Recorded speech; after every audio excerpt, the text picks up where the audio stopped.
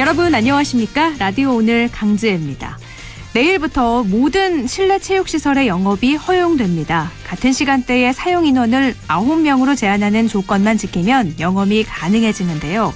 실내 체육시설에는 헬스장, 검도장, 킥복싱장, 축구교실, 줄넘기 교실도 포함이 됩니다. 지난 3일까지였던 사회적 거리두기 조치를 오는 17일까지 연장하면서 스키장과 같은 겨울 스포츠 업종과 태권도, 발레 학원은 풀어주고 헬스장은 계속 금지를 해서 형평성 논란이 일었는데요. 이런 점을 고려한 조치로 보입니다. 다만 이용 대상을 아동과 청소년으로 제한하고 운영 목적도 교습으로만 한정해서 실효성이 있는지는 의문입니다. 방역과 민생, 두 마리 토끼를 모두 잡아야 하는 탓에 어려운 점이 참 많은데요. 국민적 합의와 동의가 없다면 이 두 가지 다 이루기 어려운 일이겠죠. 1월 7일 목요일 라디오 오늘 광고 듣고 시작합니다.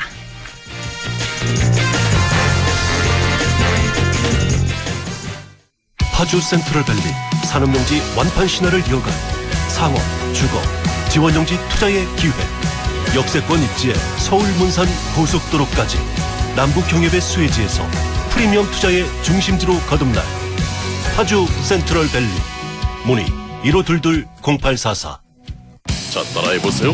이카운트 ERP 4만원 회계관리, 이카운트 ERP 4만원 재고관리, 이카운트 ERP 4만원 생산관리. 사업 성공 함께해요. 이카운트 ERP의 모든 기능을 월 4만원에 드립니다. 이카운트 가입비 부가세 별도. 파주 센트럴밸리 산업용지 완판 신화를 이어갈 상업, 주거, 지원용지 투자의 기회. 역세권 입지에 서울 문산 고속도로까지 남북경협의 수혜지에서 프리미엄 투자의 중심지로 거듭날 파주 센트럴밸리. 문의 1522-0844. 평범한 일상이 포레나를 만나면 출근은 더 빠르게, 휴식은 광교산 숲세권에서, 생활 인프라는 완벽하게 한화 포레나 수원장안에서 가장 앞선 일상으로. 특별한 일상의 시작 포레나 한화 포레나 수원장안 1644-5060 한화건설. 1월 7일 목요일 라디오 오늘입니다. 1부 이인철의 시사경제, 참 좋은 경제연구소 이인철 소장과 함께하고요. 2부 이슈 오늘에선 경상북도 이철우 도지사 연결해서 2021년 새해 경북 도정에 대해서 알아보겠습니다. 끝으로 김성수 신사평론가와 함께하는 시간이죠. 김성수의 세상 읽기 이어가겠습니다. 라디오 오늘 생방송을 놓치신 분들은요. 유튜브로도 다시 들으실 수 있습니다. 많은 애청 바랍니다.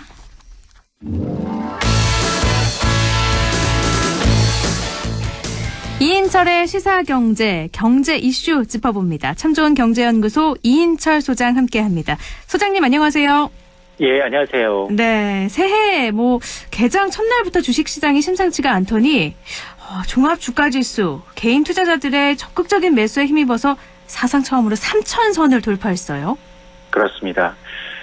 국내 증시가 새로운 장을 열고 있습니다. 네. 종가 기준 코스피 3,000선을 돌파했습니다. 오늘 이 종합주가지수가 어제보다 63포인트, 2.14% 오른 3,032를 기록했습니다. 네.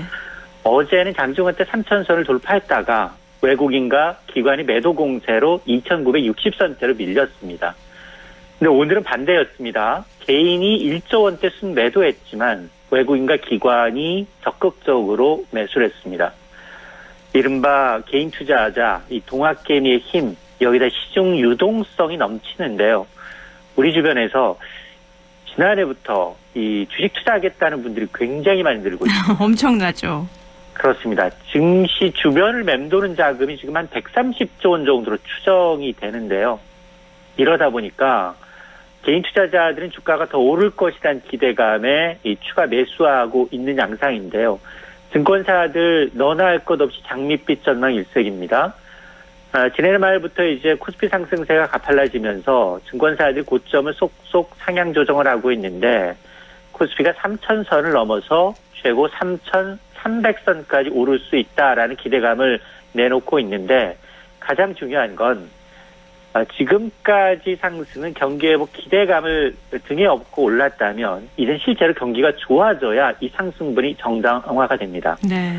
실제로 얼마나 빠르게 회복될지 아니면 과거처럼 잠깐 놀랐다가 또 박스피라는 오명 2,000선 아래로 떨어질지 이제 3,000선을 유지하는 게 중요해졌습니다.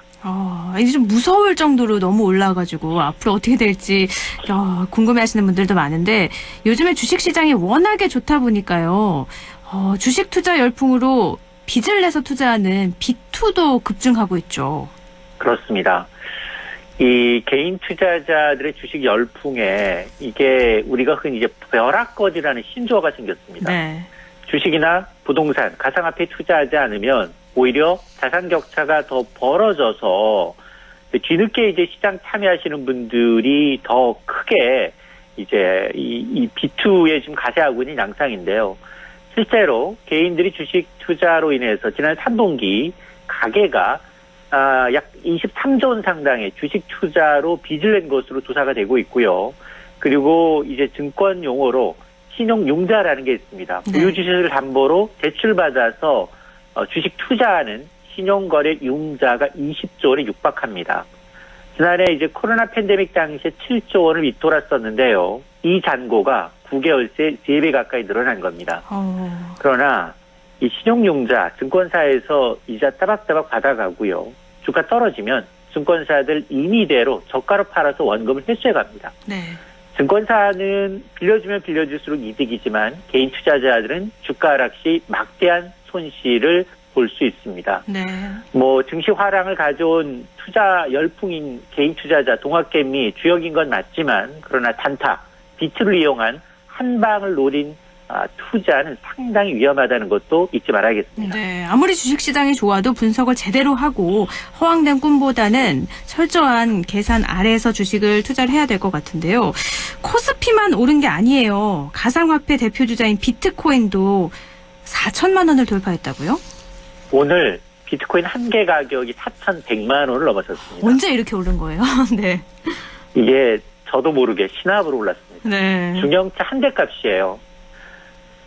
지금 처음으로 이제 2천만 원 올랐습니다라는 소식을 전해준 게 이제 한 달이요. 지난 네. 12월이었고. 제가 기억하는 건 딱 2천만 원까지거든요. 근데 2배가 뛰었네요. 네. 맞습니다. 그리고 3천만 원 넘었습니다라고 전해준 게 11일 전이었습니다.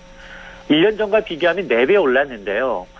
지금 비트코인 역시 저금리에 따른 풍부한 유동성이 끌어올리고 있고 그동안 기관이 주도해왔다면 계속해서 언론에서 오릅니다라니까 지금은 개인 투자가까지 가세하고 있습니다. 네. 특히 지난해 10월 미국의 온라인 결제업체 페이팔이 자사 플랫폼에서 비트코인과 같은 가상화폐를 매매하도록 하는 계획을 발표하자 상승폭이 커지고 있는데 그러나 여전히 버블 논란이 끊이질 않고 있습니다. 닥터 둠으로 유명한 뉴레 루비니 미국 뉴욕대 교수는 비트코인 가격은 투기다. 이게 네덜란드 튤립 버블에 비유하고 있습니다. 변동성이 지나치게 큽니다. 오늘 3천만 원, 4천만 원이지만 당장 1천만 원으로 떨어질 수도 있고요. 제로, 내일 상장 폐지가 될 수도 있습니다. 그러나 누가 보상을 하지 않습니다. 그리고 또 하나가 이제 기관이 장을 주도하고 있다라는 얘기는 기관은 미국에 상장된 선물을 통해서 비트코인이 상승하든 하락하든 수익을 낼 수 있습니다. 그러나 개인은 상승 시에만 수익을 내는 구조입니다. 종목 보고서가 따로 있는 게 아니고요. 주식이 아무리 떨어져도 주식처럼 제대로 과열시킬 만한 제도가 없다라는 것 따라서 굉장히 이런 여러 가지 리스크 요인이 있다라는 걸 꼭 참조하시고 투자를 하셨으면 좋겠습니다. 네, 4천만 원이 영원이 돼도 그 어디서도 피해를 호소할 데가 없다라는 말씀이시니까 정말 위험한 투자긴 한 것 같아요.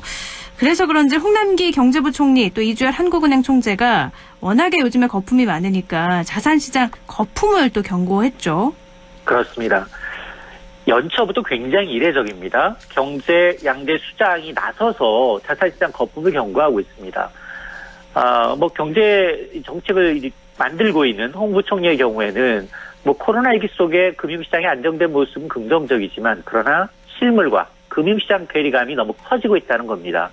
주식과 부동산으로 쏠리는 자산시장 과열 현상에 대한 경고 메시지를 보냈고요. 이주열 총재 역시 조그만 충격에도 시장은 크게 흔들릴 수 있다는 겁니다. 네. 그리고 이런 잠재된 위험이 계속 자산시장이 계속 올라갈 것처럼 보이지만 올해 본격적으로 드러날 수 있는데요. 특히 가계부채 규모가 이미 우리나라 경제 규모를 넘어섰습니다. 자, 이러다 보니까 한국은행이 과연 이런 성장률 하락과 거품 붕괴라는 강한 충격이 발생할 경우 우리 경제가 어느 정도 충격에 견딜 수 있는지 건전성 평가, 이른바 스트레스 테스트를 했는데요. 네. 해보니 만에 하나 올해 한국은행은 우리나라 성장률 3% 예상하고 있는데 이보다도 낮은 0%에 그치고 2023년까지 성장률이 1%대 머물고 주가가 현 수준에서 반토막이 나면 가계와 기업이 이 빚 연체 규모가 67조 원에 달할 수 있다라는 건데요. 네. 이는 2008년 글로벌 금융위기 당시보다도 지금이 더 위험하다라는 지적입니다. 그러니까 경제 성장률을 3%로 전망을 했는데 이보다 못 미칠 경우에는 엄청난 피해가 지금 우려되는 상황인 거죠. 그렇습니다. 실물과 이제 자산 시장이 이제 괴리감이 너무 커지면서 네. 이 격차가 줄어들지 않는 것을 경고한 겁니다. 너무 좋아질 거에 대한 기대감이 큰 게 아닌가 우려스럽기도 한데요. 국세청은 부동산 시장 과열에 편승해서 부동산 거래 탈세 혐의자에 대해서 세무조사를 착수했죠. 그렇습니다. 국세청이 이제 부동산 거래 탈세 혐의자 358명에 대한 세무조사에 착수를 했는데요. 조사 대상자들 굉장히 지금 머리를 쓰고 있습니다. 우회 중요하거나 편법 증여, 매출 누락은 기본이고요. 네. 유형을 보면 별다른 소득이 없습니다. 특히 값비싼 아파트 산 유학생이 있는가 하면 거액의 부동산 강의료를 누락한 인기 유튜버가 있었고요. 또 물건을 사고 판 것처럼 돈을 주고 받거나 아버지에게서 지인으로 또 지인에게서 다시 아들로 이 부동산 구입 자금을 의장 증여하는 수법도 있었습니다. 네. 국세청은 앞으로 이제 부동산 취득 자금 출처와 부채 상환 과정을 더욱 면밀하게 검증하겠다라는 건데요. 지난해만 국세청이 부동산 탈세 혐의자 1,500여 명을 조사해서 무려 1,250억 원의 세금을 추징한 바 있습니다. 1,000명에 1,250억 원. 금액이 엄청난데요. 또 넘어가 보면 대한항공은 올해 초에 도입하기로 했던 마일리지 제도 개편안을 코로나로 아무래도 사용이 어려워지니까 연기하기로 한 것 같아요. 그렇습니다. 당초 올해 4월 도입하기로 했던 대한항공의 이 마일리지 제도 개편안이 2년 더 연장됐습니다. 앞서 대한항공은 2019년 12월이었습니다. 당시에 이 1등석 그리고 이제 프레스티지적 이 마일리지 적립을 더 높이겠다. 대신에 이제 항공권 운유에 맞춰서 일반석 마일리지를 조금 낮추는 이런 이 제도 개편안을 발표해서 올해 4월부터 순차적으로 변경된 제도를 시행할 방침이었습니다. 네. 그러나 이제 코로나19 여파로 항공편 이용이 제한이 됐죠. 이러다 보니까 적용 시점을 2023년 4월부터 하겠다는 건데요. 또 하나 이제 대한항공은 마일리지의 경우에 유효기간 10년이 있습니다. 그런데 마일리지 10년 만료되는 사용 기한도 내년 말까지 1년 더 연장하기로 했고요. 또 지난해 말 만료 예정이었던 그리고 한 차례 유효기간 1년 더 연장된 마일리지 역시 내년 말까지 사용할 수 있도록 보완하기로 했습니다. 네, 이 마일리지 제도 개편에 대해서도 일반석은 아무래도 이코노미를 많이 타는데 그 마일리지는 더 적게 적립이 된다고 하니까 많은 공분을 사기도 했었잖아요. 맞습니다. 대한항공이 지금 아시아나항공을 인수하려고 하고 있는데요. 네. 그거와 맞물려서 지금 여론의 눈치를 보고 있는데 인수 합병이 완료되면 독과점에 대한 우려도 여전합니다. 이게 2023년이라고 했지만 코로나가 계속된다고 하면 이것도 시행된다고 해도 채택을 볼 사람이 많지 않을 것 같긴 하거든요. 이게 맞습니다. 또 다시 연기될 수도 있나요? 아마 이제 여론의 추이를 좀 봐야 될 거고요. 그리고 이제 공정거래위원회가 대한항공과 아시아나항공의 합병 과정을 승인하는 과정이 남아 있습니다. 네. 이 과정에서 이 독과점에 대해서 우려하는 부분은 소비자들이 혹시나 이제 항공권 가격이 오르는 거 아니야?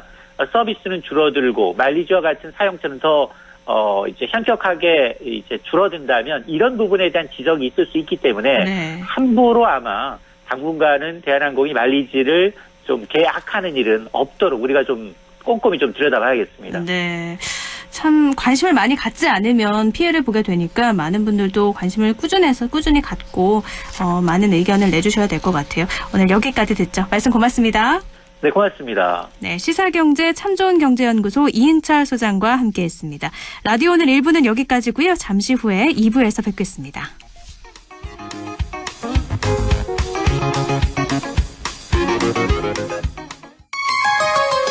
MBC 라디오 할인점보다 더 실속 있고 편의점보다 더 편리하게 살 수 있는 곳. 시장보다 더 정이 넘치고 백화점보다 더 품격 있는 곳. 이런 곳이 없을까요? 네, 우리 동네 우리 할인점 홈마트가 있습니다. 지난 25년간 항상 고객과 함께한 홈마트. 용상점, 자이점, 신용주점, 사천점에서 새롭게 고객님께 다가갑니다. 홈마트. 확진자를 간호했다는 이유로 빈집에서 자가격리를 한 간호사. 코로나 의심 증상만으로 최종 면접의 기회를 포기한 취준생. 생업을 걱정하기보단 완치 후 백신 개발을 위해 혈장을 기증한 부부. 확진의 기로에서 확신으로 스스로를 멈춰준 사람들. 고맙습니다. 당신의 확신이 수많은 확진을 멈췄습니다. 공익광고협의회.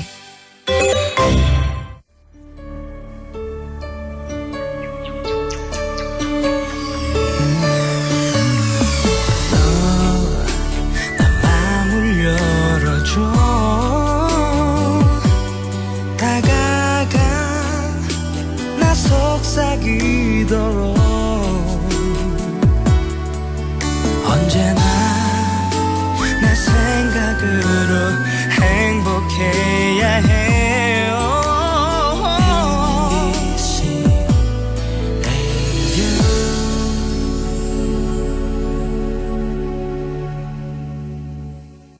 100.1 MBC 라디오.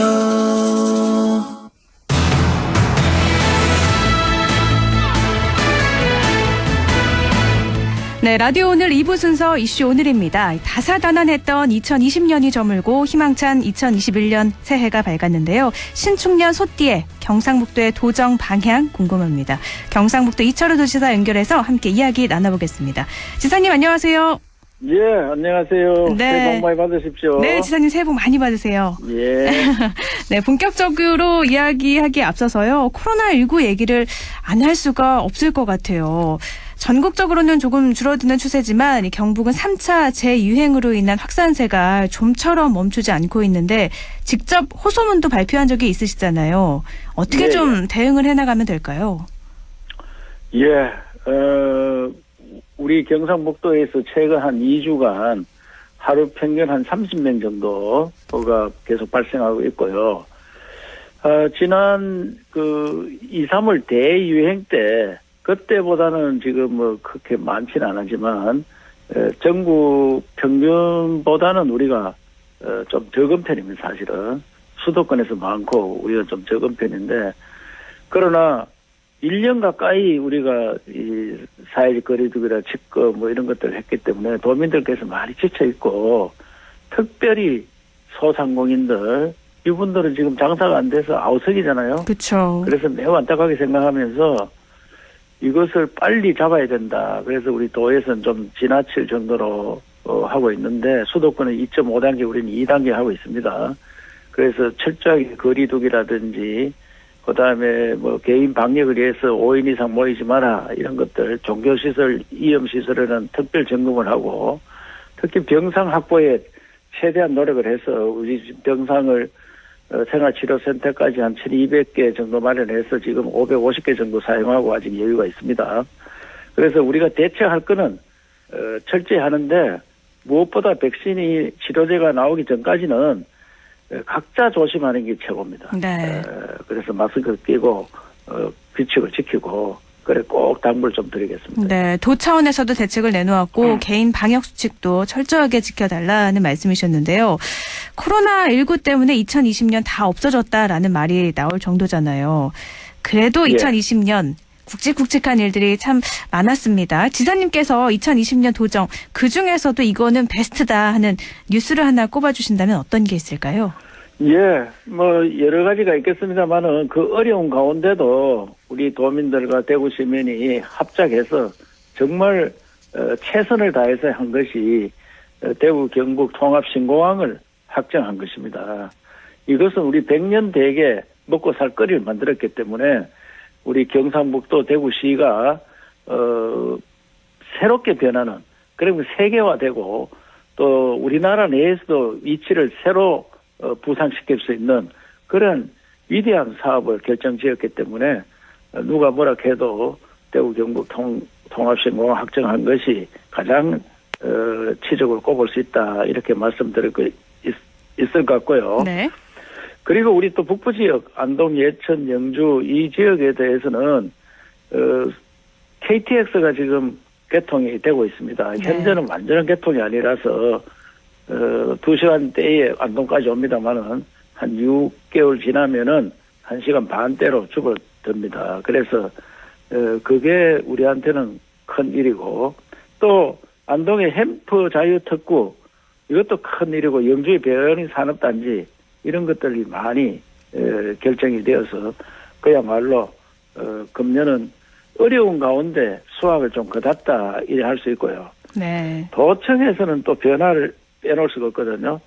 정부에서 시도 합동 평가를 하는데 늘 꼴찌를 했습니다. 그런데 금년은 1등을 했고요.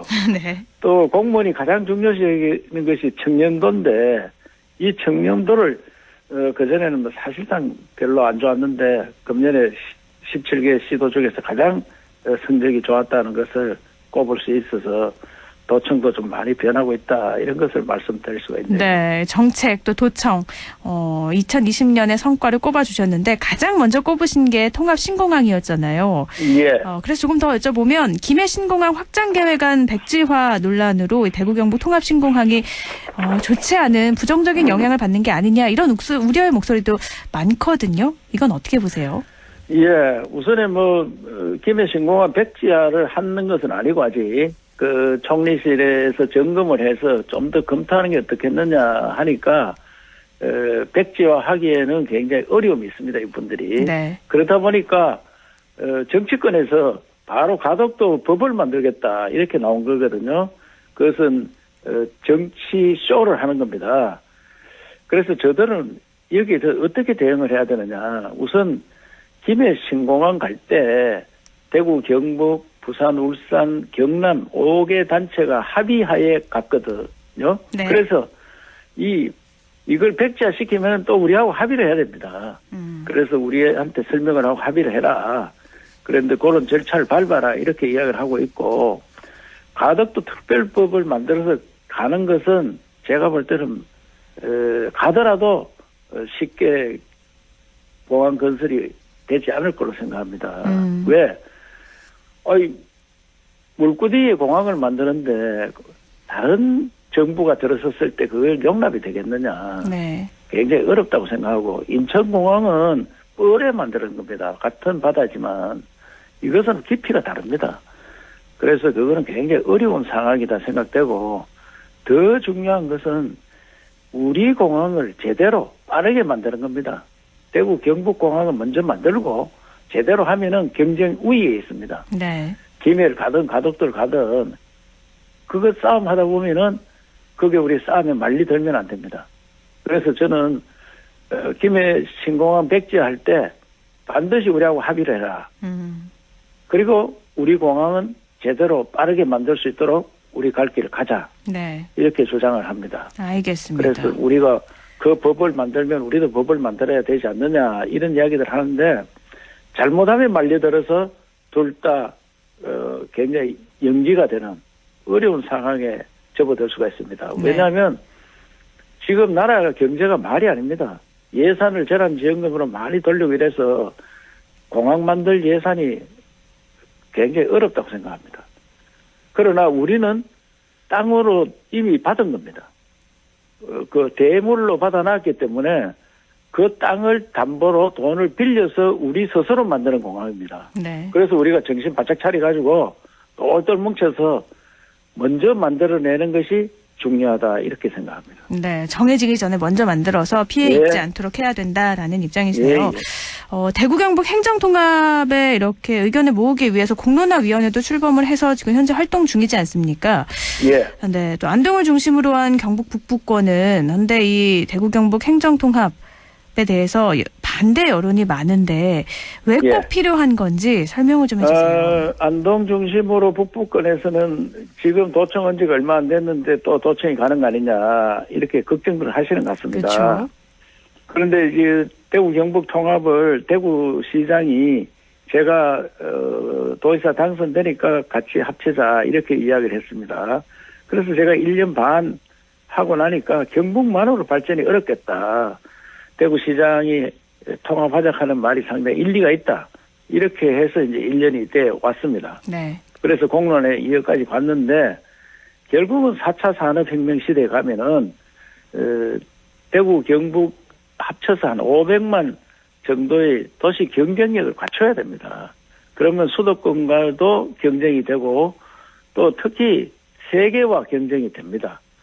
그런데 만약에 지금 안동 북부 지역에서 반대를 많이 하고 있는데 현재 도청은 절대 딴 데로 가는 게 아니고 현 위치에 그대로 있고 오히려 대구에 있는 행정기관들이 여기에 안동 쪽에 예천 쪽으로 이사를 오는 더 행정이 많아지는 그런 도시를 만들어야 됩니다. 네. 그렇기 때문에 4차 산업혁명 시대 가면 대구는 문화, 예술, 교육, 금융 이런 것으로 가고 우리 지역은 행정, 그다음에 생산, 공장이라든지 스마트팜이라든지 이런 단지로 갑니다. 그리고 관광 자원화. 그렇기 때문에 분리해가지고 할 수 있습니다. 네. 그러면 오히려 북부 지역이 지금 낙후대가 있는 것이 더 크게 발전을 할 수 있다. 이런 생각이 듭니다.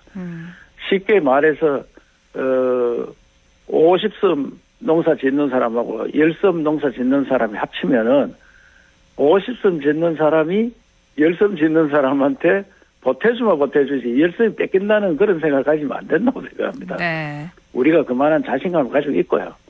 그래서 안동이 역사적으로 보면은 우리 선조들이 얼마나 잘했습니까? 대구보다 훨씬 컸었습니다. 지금도 더 키울 수 있습니다. 대구 경쟁 왜 우리가 집니까? 그래서 가능하다고 생각합니다. 네, 도청이 옮겨졌지만 대구 경북 행정통합이 돼서 도청 경북 북부 지역이 더 피해를 받는다거나 그런 일은 없을 것이다 이렇게 말씀하셨어요. 현재보다 더 좋아지면 좋아졌지 손해는 절대 안 볼 걸로 생각합니다. 네, 지사님께서 그러면 생각하시는 2021년 새로운 도정 방향은 어떻게 좀 잡고 계세요? 예, 우선에 민생이 굉장히 어렵습니다. 민생 살리기 특별대책본부를 도지사 직속에 두어서 민생 살리는데 최대한 노력을 하려고 생각합니다. 네. 그리고 4차 산업혁명 시대에 맞는 조직으로 바꿔야 된다고 생각합니다. 결국은 4차 산업혁명 시대는 아이디어 산업입니다. 그래서 아이디어는 어디에 많이 있느냐? 대학에 많이 있습니다. 네. 또 기업 연구하는 사람들이 많이 있습니다. 그리고 그런 분들과 함께 공동 운영하는 체제로 만들겠다. 그래서 새 업무 계획은 어느 대학, 어느 연구, 어느 기업, 어느 단체 이와 함께 이것을 만들겠다는 것을 계획으로 만들어 오도록 요청을 해놨습니다. 네. 그래서 우리 도만이 하는 게 아니고 우리 모든 민간 자원을 활용한 그런 도정 운영 방향으로 만들어 가겠습니다. 네. 2020년이 워낙에 어려웠어서 2021년에 거는 기대도 참 큰데요. 그래서 경제 살리기 방안이나 여러 가지 농업, 식량 안보 중요성에 대응해 나가는 계획도 많으신 걸로 알고 있는데요. 그러면 지방 소멸 문제도 한번 여쭤볼게요. 예. 인구는 계속 줄어가고 있는데 지방 소멸에 대한, 지역 소멸에 대한 대응은 어떤 계획이 있으시죠? 예, 제일 큰 문제가 지방 소멸에 관한 문제입니다. 그렇죠. 그래서 네. 지방 소멸 방지법을 우리가 요청을 해서 지금 김형동 국회의원님께서 만들고 있거든요. 네. 그래서 그런 법이 또 중요한 것도 중요하지만 우리 스스로 살 길을 찾아야 됩니다. 그래서 제가 볼 때 경상북도가 23개 시군 중 19개가 소멸 대상으로 되어 있습니다. 네. 또 전남도 다음에 우리 경상북도가 가장 고령화되어 있습니다. 그래서 이런 걸 어떻게 극복하겠느냐. 결국은 청년들 일자리를 많이 만드는 겁니다. 청년들이 여기에서 일자리를 만들고 여기 있는 청년이 떠나지 않고 또 다른 지역에 있는 청년들이 여기 오도록 만들어야 되는데 그것은 일자리 만드는 거다. 일자리 어디에 많이 있느냐. 물론 우리 농업에도 일자리가 있고 공장에도 일자리가 있는데 4차 산업혁명 시대에는 문화, 관광, 예술, 또 아이디어 산업 이런 데 일자리가 많이 있습니다. 네. 그런 일자리 만드는데 최선을 다하겠다 말씀드리고 거기에 안동을 중심으로 바이오 산업 이것이 앞으로 굉장히 각광을 받을 것입니다. 네. 그래서 바이오 산업단지 또 대마 특구 이런 것들도 각광을 받을 거고요. 영주도 지금 첨단 베어링 산업 등등 그 첨단 소재 이것이 4차 산업혁명 시대에 맞는 산업들로 이어지고 그 외의 지역도 스마트팜이라든지 이런 부분들이 일자리를 많이 만들 거로 생각합니다. 그런 분야에 최선을 다하겠습니다. 네, 결국 지역 소멸은 일자리를 많이 창출해서 청년들이 예. 찾는 곳으로 만들겠다라는 것 예, 같아요. 네, 그러면 끝으로 지역민에게 당부하고 싶은 말씀 있으시면 전해주시죠. 예, 작년 한 해 너무 고생들 많이 하셨고요. 굉장히 어려웠습니다. 그 어려움이 원래는 끝날 줄 알았는데 아직 터널을 빠져나오지 못하고 있습니다. 그래서 조금만 더 힘을 보태주고 좀 참아주시면은 이 터널이 끝나면 정말로 새로운 일을 해서 우리 서민 경제, 민생 경제 살리는데 모두 합심해서 도지사는 사중구생 우리 서해 유성경 선생이 선조임금 피난갈 때 한 이야기입니다.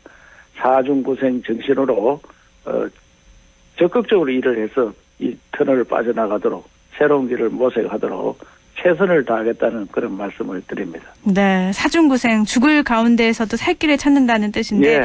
네, 이렇게 힘든 와중에도 더 어떻게 보면 기회로 삼아서 앞으로 더 발전하는 계기가 되겠다라는 말씀이셨어요. 고맙습니다. 예, 감사드립니다. 경상북도 이철우 도지사 연결해서 경상북도의 2021년 도정 방향에 대해서 알아봤습니다. 라디오 오늘에서는 청취자 여러분의 참여를 기다리고 있습니다. 우리 지역에서 발생한 사건 사고 소식이나 함께 토론하고 싶은 내용을 안동 MBC 홈페이지 라디오 오늘 게시판에 올려주시기 바랍니다. 전화와 문자 참여도 하실 수 있습니다. 전화는 851국에 7191번, 문자는 샵 0913번으로 보내주시면 됩니다. 문자는 단문 50원, 장문 100원의 정보 이용료가 있습니다. 여러분의 많은 참여 바랍니다.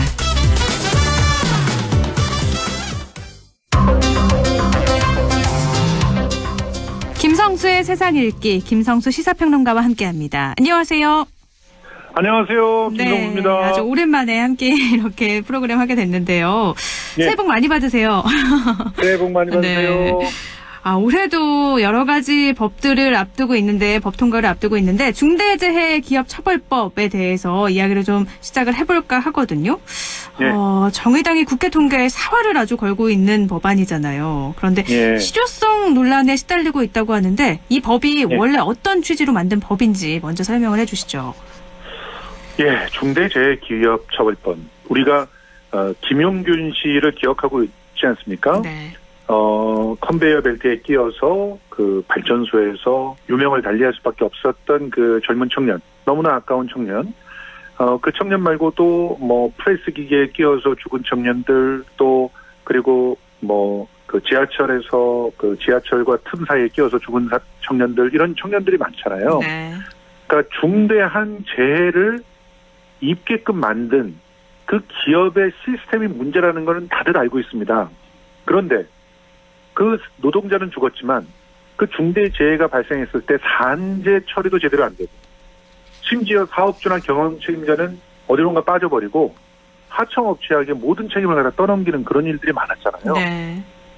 그래서 이런 것들을 좀 확실하게 근절시켜 보자. 그래서 영국의 기업살인법을 모델로 해서 만든 법입니다. 특히 지난해 4월에 이천의 물류창고에서 정말 그 하청 노동자들이 그 화재에 목숨을 대거 잃는 그런 일들도 벌어졌잖아요. 그랬죠. 그래서 여론이 급속히 확산되면서 후진국형 중대재해가 끊이지 않는 현실을 벗어나기 위해서는 경영 책임자를 처벌해야 된다. 그래야 기업이 안전관리에 만전을 기한다. 그런 취지에서 만들어진 게 바로 이 법이라고 볼 수 있습니다. 네, 그러니까 그 취지는 경영 책임자도 처벌을 받을 수 있도록 해서 안전관리에 최선을 다하도록 하는 거였는데, 이게 법의 골자가 좀 많이 달라진 것 같아요. 의결을 법안은 달라졌죠? 지금 법안 심사 소위에서 그 심사 과정에서 수위가 여러모로 조절됐다라고 하는 평가들이 나오고 있는데요. 일단 의원 발의안은 중대재해를 낸 경영 책임자 등에 대해서 2년 이상의 징역 또는 5억 원 이상의 벌금을 선고하도록 해서 하한선을 줬어요. 네. 그러면 상한선은 훨씬 더 높아질 수가 있다는 얘기잖아요. 그렇죠. 최소 2년 이상은 징역을 살려야 된다. 최소 5억 원 이상의 벌금은 선고하도록 해야 된다. 이게 법의 취지라고 볼 수 있는데, 근데 이 하한선을 낮춰버렸어요. 벌금형 같은 경우는 하한선을 없애버리고 상한선을 제한해서 그 이상 벌금을 못 주게 만들었습니다. 네. 그러니까 1년 이상의 징역 그리고 10억 원 이하의 벌금 이렇게 해버린 겁니다.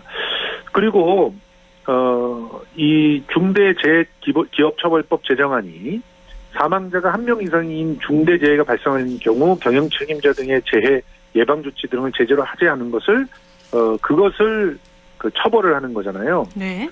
그런데 여기서 이제 경영 책임자라고 말하면은 대표이사 같이 사업을 대표하고 총괄하는 권한이나 책임이 있는 사람, 또 안전 업무를 담당하는 이사 등을 가리키는 건데, 근데 이들의 처벌에 1년 이상과 10억 원 이하라고 해놓은 벌금은 어떤 면에서는 사실은 아주 쉽게 집행유예를 받을 수 있는 선, 그리고 아주 쉽게 벌금을 낼 수 있는 선이 아니겠느냐, 이런 얘기들이 나오고 있는 것이죠.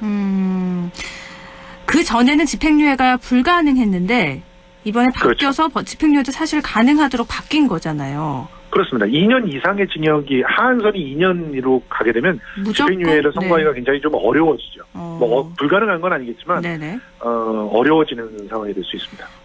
처벌 수위가 대폭 낮아졌다고 봐도 될 것 같은데, 문제는 처벌 수위뿐만이 아니라 처벌 대상도 기준이 많이 완화가 됐죠. 예, 사업장에 대한 유예 혹은 제외 기준이 마련이 됐는데, 법사위를 통과한 이 제정안은 상시 노동자 5인 미만의 사업장은 처벌 대상에서 제외를 했어요. 네. 영세 사업장은 처벌 부담이 너무 어렵지 않느냐, 이런 얘기인데, 그런데 중대재해가 주로 소규모 사업장에서 발생을 했거든요. 네. 일단 50인 미만의 사업장, 이 50인 미만의 사업장에 대해서는 지금 현재 법사위를 통과한 제정안은 3년 동안 유예 기간도 줬어요. 산재 예방 인프라를 갖출 시간을 주겠다는 건데, 문제는 2019년에 국내 제조업 산재 사고 사망자 206명 가운데 50인 미만 사업장 노동자가 무려 164명. 그러면 79.6%입니다. 여기를 3년 동안 유예를 주고는 도대체 어디를 처벌하느냐는 얘기죠. 네. 그리고 5인 미만의 사업장이 42명, 20.4%예요. 근데 20.4%는 처벌하지 말라, 그런 얘기입니다. 그러니까 79.6%는 유예 기간을 주고 20%는 아예 처벌을 하지 말아라, 이렇게 둔 거면 거의 대부분에 해당이 되는 거잖아요.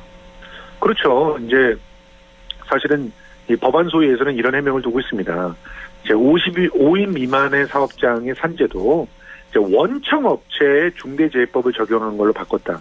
이 부분에는 조금 그래도 설득력이 있어요. 왜냐하면 5인 미만의 사업장일 경우는 상당한 부분이 이제 원청이 제대로 돈을 주지 않거나 책임을 지지 않기 때문에 그래서 열악한 환경을 유지시키는 경우가 많거든요. 그럴 때 실질적인 책임을 원청에 부과하게 되면 그런 하청업체들이 생길 수가 없겠죠. 그리고 또 심지어는 원청이 하청을 주지 않고 자기가 직접 운영을 하는 경우들이 생겨나겠죠. 자기네들 관리가 안 되는데 거기서 사고가 일어나면 자기네들이 피해를 보잖아요. 네. 그런데 지금 50인 미만의 사업장에 대해서 유예 기간을 부여한 거, 이 부분은 사실은 대부분의 사업장이 빠져나가게끔 3년 동안은 빠져나가게끔 한다는 점에서 유예 기간을 최소한 줄여야 되는 거 아니냐, 이런 얘기들을 하고 있는 상황입니다. 아무튼 그 법안 소위에서는요, 이거 외에도 법인에게 50억 이하의 벌금을 부과할 수 있게 했다든가, 또 징벌적 손해배상제를 최초로 도입했다는 거, 이건 의미가 있지 않겠느냐. 첫 술에 배부를 수 없으니까 네. 손해액의 5배까지 배상 책임을 지도록 하는 이런 규정들도 좀 평가를 해달라. 이 부분은 또 기업들이 아주 강력하게 반발하고 있는 그런 조항이기도 합니다. 첫 술에 배부를 수 있겠다라는 생각은 들면서도 아쉬운 점도 참 많이 남는 것도 사실인데요. 네. 법사위를 통과한 중대재해기업처벌법 제정안은 원래 의원 발의안에 있던 인과관계 추정 조항도 삭제를 했다고 하는데 이건 무슨 말인가요? 쉽게 말해서 책임자 등이 과거의 안전조치 의무를 여러 차례 위반했던 사람일 경우에 그러면 책임자 의무가 확실하게 인정이 되지 않거나 증거가 좀 부족하더라도 네. 그래도 이것은 책임을 추정해서 인과관계를 추정해서 인정을 하게 하는 조항이에요. 그러면 과거의 안전조치 의무를 위반한 사람들 같은 경우는 더 신경 써서 다시는 위반하지 않기 위해서 노력하지 않겠습니까? 네. 그런데 정부가 형사재판 범죄일 경우에 사실의 인정에 엄격한 증거가 필요하지 않느냐 이러면서 굉장히 신중한 입장을 보이면서 이게 후퇴했거든요. 물론 그 말이 틀리지 않습니다. 억울한 피해자들을 만들면 안 되겠죠. 그런데 역으로 정말 약자일 수밖에 없는 노동자가 자신이 이게 의무조치를 위반한 것 때문에 이렇게 다쳤습니다를 더군다나 사람이 죽은 상태에서 가족들이 이걸 어떻게 입증을 하게 되겠습니까? 그 굉장히 참 어려운 일들이죠. 네. 그리고 주변 사람들이 좀 도와주려고 하면은 삼자는 개입하지 말아라 이런 또 조항을 기업에서는 들이대지 않겠습니까? 이제 이런 것들 때문에 참 이 부분도 다시 따져봐야 된다는 얘기가 많고요. 특히 또 이렇게 안전조치 의무를 위반하는 사업자가 자꾸 나타나는 것에는 공무원들이 관리를 소홀히 하기 때문에 생겨난 그런 일들도 많겠죠. 네. 그러면 공무원을 처벌하게 하면 더욱더 공무원들이 악착같이 이런 위반 사항들을 보지 않겠습니까? 그러게요. 그런데 공무원 처벌 조항도 빠졌어요. 그러면 굉장히 참 약자들한테 더 어려운 그런 법이 됐다 이렇게 볼 수밖에 없습니다. 비정규직 노동자들이 이런 재해 사고를 받았을 때, 당했을 때 그걸 좀 보호하기 위해서 만든 법인데 어떻게 보면 인과관계 추정 조항이나 공무원들 관련 업무를 소홀히 했을 때 처벌을 내릴 수 있는 조항이 삭제된 건 어쩔 수 없이 좀 아쉬움이 남을 수밖에 없는데요. 이러다 보니까 중대재해기업처벌법 제정안 노사 양쪽 모두 반발을 할 수밖에 없을 것 같아요. 그렇습니다. 기업에서는요, 아예 이 법을 도입하지 말라고 얘기를 했기 때문에 당연히 반발을 하겠죠. 그리고 노동자들의 입장에서는 이렇게 할 거면은 도입을 왜 하느냐.